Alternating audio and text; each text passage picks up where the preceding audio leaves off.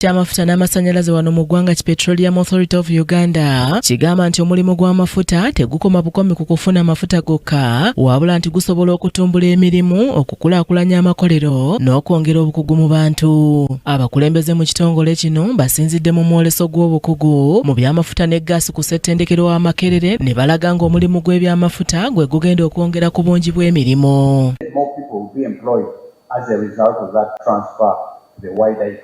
Omwoleso guno ogw'omulundi ogwokusatu gukuŋŋaanyizza abakungu ba gavumenti, amakampuni g'ebyamafuta, amasomero aga waggulu n'abavubuka okulaga engeri Uganda gy'egenda okuganyulwamu mu mafuta aganaatera okutandika okusimibwa kuno.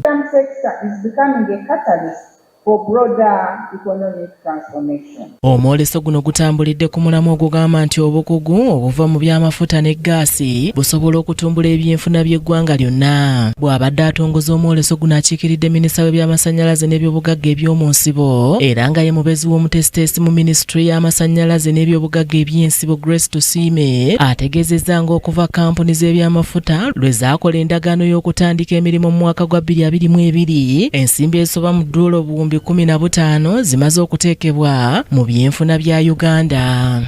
The final investment decision by the licensed oil companies in 2022, over $15 billion, equivalent of 75 trillion Uganda shillings, has been invested into this economy. Tusiima ategeezezza nga bannayuganda abasoba mu 210,000 bwe baafunye emirimu, obutereevu mu kusimibwa kw'amafuta n'abalala okufuna egyekuusa ku kusimibwa kw'amafuta, wabula ng'ebitundu 9 ku buli 100 bannayuganda nga kw'otadde n'abasoba mu 1,400 abatendekeddwa. We are looking at about 21,000 Ugandans being employed. Of course, not the induced part, but the direct and the indirect.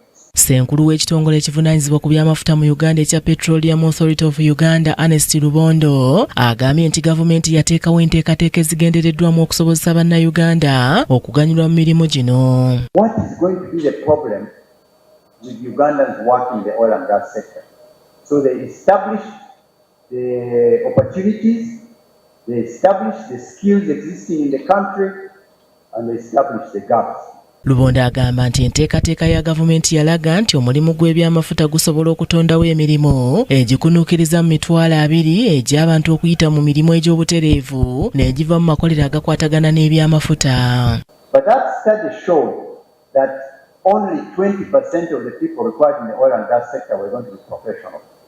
70% were going to be technicians and 10% would be support people.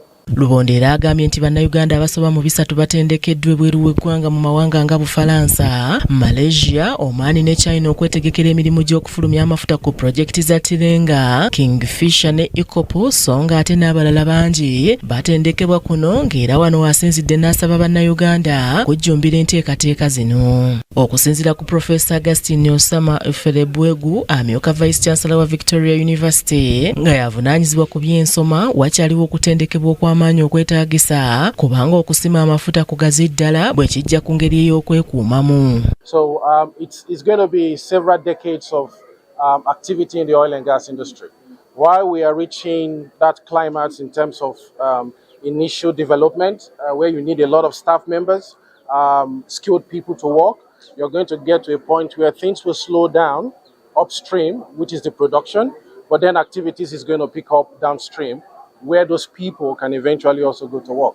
Omwoleso guno ogw'ennaku 2 gutunuulidde okwongerako ku mikisa egy'emirimu, okwolesa emirimu gy'amakampuni n'okuluŋŋamya abavubuka ku nkola y'emirimu mu byamafuta. John Maido yakusakidde eggulire lino ku Racket TV amalindirire. Akulira yaffe